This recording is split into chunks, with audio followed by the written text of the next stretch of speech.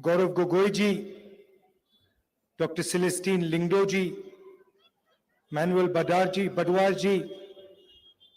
Srimati Wansuk CM ji, Ronnie Lingdo ji, PNCM ji, John Antonio Lingdo ji, Sanjay Das ji, Ms. Joplin ji, party workers, brothers and sisters, friends from the media.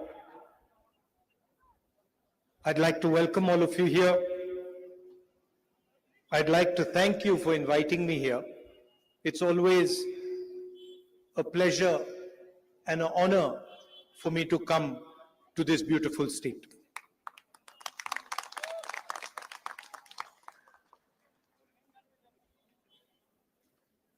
As you know, we recently did the Bharat Jodo Yatra. We walked from Kanyakumari in the deep south of India to Srinagar in the extreme north. A journey of almost 4,000 kilometers.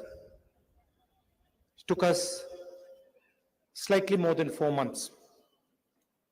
And the reason we were forced to do this was because the BJP and the RSS, who are running the government in India today, have captured every single institution of the Indian state. Whether it is parliament, or it is the media, it is the bureaucracy, the election commission, the judiciary, all these institutions are under pressure, are being attacked by the ideology of the RSS and the BJP. And basically, they refuse to accept that India has multiple ideas. That India is not one idea, not one community, not one language, not one religion. But India is many, many different ideas, many different religions, many different communities, many different languages, many different cultures. And that is what the Bharat Jodo Yatra was about. It was a journey of appreciating these different languages, different cultures, different religions. And it was not so much a journey of speaking. It was a journey of listening, of trying to understand and trying to appreciate the diversity of this country. There were members who walked with us from every single state, including Meghalaya. And every one of us appreciated this diversity. You could see as you moved from state to state, there was a completely different idea, completely different culture, completely different language. And that is really the beauty of our country. You have your own culture, your traditions, your religion, your history, your traditions. And the reason I'm here is because the ideology of the BJP, and specifically the RSS, is trying to attack and destroy your culture, your tradition, your religion. And I'm here to tell you, that we are standing with you in this fight. We are not going to allow the ideology of the BJP to harm your language, your tradition, your religion, your culture, your history. Because for us, that would not be India. That would be violence, that would be anger, that would be hatred, and our country is not a hateful, violent, and angry country. It would also be the act of a coward, because only a coward tries to impose his will on another person. Only a coward, it's like the BJP is like a class bully. Do you know have you ever seen many of you must have experienced a class bully? You're in class, there's one fellow who thinks he's stronger than everybody, bullies everybody, doesn't really understand anything. You've seen that person? And then one fine day, somebody in the class teaches him a good lesson and he stops bullying. That's what the BJP and the RSS are. They're bullies who think they know everything, understand everything, and have no respect for anybody else. And we have to fight them collectively. And the way to fight them is through non-violence, through affection, through love, and through respect of each other's traditions, cultures, languages, and religions. When I come here to Meghalaya, I come here to try and understand your perspective. I come here to try and listen and appreciate your history, your culture, your tradition.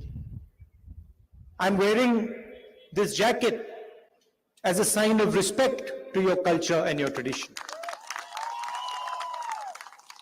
Right? And my actions reflect this jacket. So if I was to come here, like the Prime Minister does, and put on this jacket, then attack your religion, attack your culture, attack your history, attack your language, I would be insulting you. Right? So I come here with humility, and I wear this jacket as a sign of respect to you, to your ancestors, to everybody who lived in this state before you. And because I do that, I walk away from Meghalaya with wisdom, with understanding, and with affection. The BJP is attacking all our states. Whether it is Tamil Nadu, Karnataka, Meghalaya, Jammu and Kashmir, Haryana, every single state is being attacked by the RSS. And one idea is being imposed on all these states. And that is, for us, something that we will resist and we will not accept. Of course, you also know the history of the TMC. You know the violence that takes place in Bengal. You know the scams, the Sharda scams that have taken place. So you're aware of their tradition. They came to Goa, spent huge amounts of money in Goa, and the idea was to help the BJP. And this is exactly the idea in Meghalaya. The idea is to ensure, the TMC's idea in Meghalaya is to ensure that the BJP is strengthened and they come to power. With regards to governance in the state, you're aware of what has been happening. You've been seeing the corruption that is taking place. Today we were having a conversation in the car about the dome of the assembly, and the leaders were telling me that, look, they were building the dome of the assembly and the dome of the assembly collapsed. And I asked them jokingly a question. I said, but did it collapse by mistake, or did they collapse it purposely so they could rebuild it? And they laughed and said, oh, we never thought about that. Maybe they collapsed it on purpose so they could rebuild it and spend some more money rebuilding the dome. The same thing happened during COVID. So when the state required support, protection, the government was busy stealing money that was owed to the people of Meghalaya, to the people who died as a result of COVID. Then there was the rice scam, where almost 1 lakh bags of rice that were meant for the PDS of Meghalaya were found in Assam. And of course, the illegal coal scam, where over 13 lakh metric tons of coal has been mined illegally, and 650 crores have been taken away from you. Speaking again about the BJP, you know the communal polarization that they create. You know about the anti-conversion bill in Karnataka. You see on television the mob lynchings that take place. You understand exactly what they're trying to do. You must have heard a few days ago, I made a speech in Parliament, and I asked the Prime Minister some direct questions. I asked the Prime Minister about his relationship with Mr. Adani. We're talking about corruption in Meghalaya. So I'd like to also mention corruption at the center, which is at a scale that has probably never been seen ever in Indian history before. One businessman, close friend of the Prime Minister, goes from being the 609th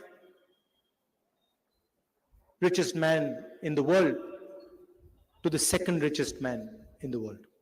Matter of years.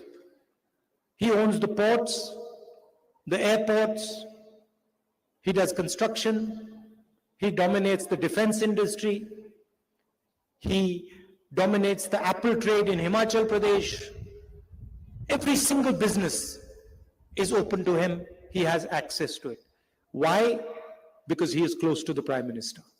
And I asked this question to the Prime Minister. I stated all the facts. I showed how, without having any experience in the airport business, Mr. Adani gets the most profitable airports in the country. He gets Bombay Airport, which is the most valuable airport in the country. And he gets it after the people running the Bombay Airport are pressurized with the CBI and with the ED. He controls the defense relationship with Israel. Whenever the Prime Minister goes abroad, Mr. Adani gets a gift. Prime Minister goes to Bangladesh, Mr. Adani gets a gift. Prime Minister goes to Australia, Mr. Adani gets a gift. Prime Minister goes to Sri Lanka, Mr. Adani gets a gift. In fact, in Sri Lanka, a gentleman who was involved clearly stated that the president of Sri Lanka, Mr. Rajapaksa, told him that the contract has to be given to Mr. Adani because Mr. Modi has told him to do so. So I asked these questions and I said, this is the proof. Airports, ports, coal, power, defense. Here is the proof. What is your relationship with Mr. Adani. And I also showed a picture when Mr. Adani and Mr. Modi are sitting in Mr. Adani's aircraft and Mr. Modi is relaxing as if it's his own home. And I asked the question, what is your relationship with this man? You should tell the people of this country what exactly is the relationship between Mr. Narendra Modi and Mr. Adani. Mr. Modi did not answer a single question. In fact, he asked me a question and he said, why is my name Gandhi and not Nehru? He avoided the entire discussion and he didn't answer a single question. Now, I gave the speech in Parliament, and then you notice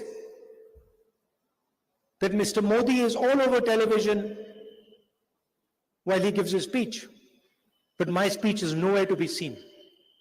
It's not visible in the media, not heard about in the newspapers, not seen on the channels.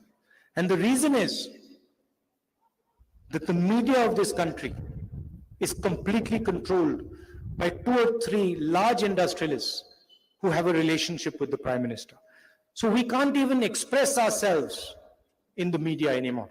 And that was one of the reasons we decided to do the Bharat Jodo Yatra, where we listened to the people of this country and we expressed what this country is going through, what this country is feeling. The biggest questions that arose, and there were 2 central questions. The first question that arose was the large-scale unemployment that is taking place in this country. And I'm aware that it is the same issue in Meghalaya, that you have huge amounts of unemployment. And the second issue was the rising prices.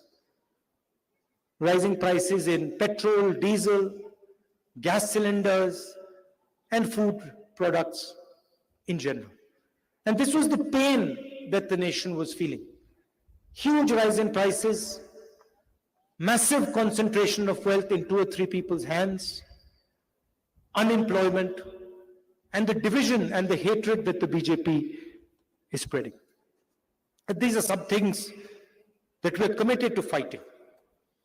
Now, I'd like to come to what the Congress party is saying in this beautiful state of yours. First of all, 47 out of our 60 candidates are fresh, young, below the age of 45, and 10 of them are women. And it is our aim to connect to the aspirations of the young voter, to show a youthful Congress party, but also a Congress party that has experience. And we are talking about providing Meghalaya with an inclusive vision that will take all members of Meghalaya's society forward together. There are 5 major commitments that we're making, and I'd like to mention them to you.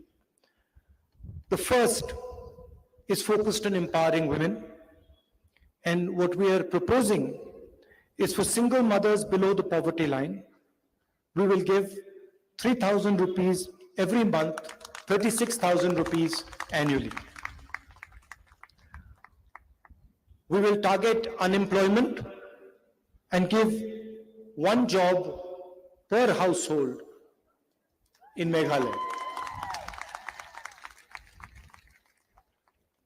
We will make sure that the people of Meghalaya get uninterrupted power supply to their houses and to industry. We will fight the menace of drugs and try and provide a drug-free Meghalaya with strict action against peddlers. And we will provide support to those who are addicted to drugs by setting up de-addiction centers. And finally, we will give you a corruption-free Meghalaya with total transparency in all government transactions by bringing in a new law. So, once again, I thank you very much for inviting me here. It's always a pleasure for me to come. And I think the next time I come, I will come when there is no election, and I will spend 5 or 6 days here with you, spend some time with you and travel a little bit in your beautiful state. To conclude, I'd like to repeat, we are here to defend your culture, to defend your language, to defend your religion. And I'm here as a partner, as a friend, and I come here with humility to learn and to understand from your history, your tradition, and your culture. I request you to support the Congress Party, to vote for our candidates, our young candidates, our experienced candidates, and ensure that we have a thumping majority in the state. Thank you very much. All the best. Jai Hind. Thank you, sir. We thank you for your encouragement that has helped open our eyes, our thoughts. And sir, we look forward for a promising future, and we believe under your guidance and able leadership, all the dreams and visions of the people of Meghalaya will be realized and fulfilled. And once again, there will be unity, strength, and new opportunities. And we will reap new benefits and initiatives that will bring about positive change. I would like to request our candidates to kindly come forward to introduce yourself to the senior Congress leader, Rahul Gandhi. Requesting all the candidates to come forward to the podium to introduce yourself to the senior Congress leader.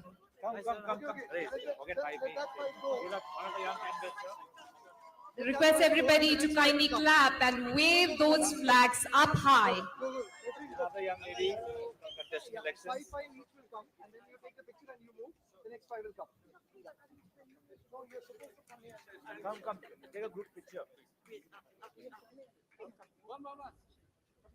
Ladies, come.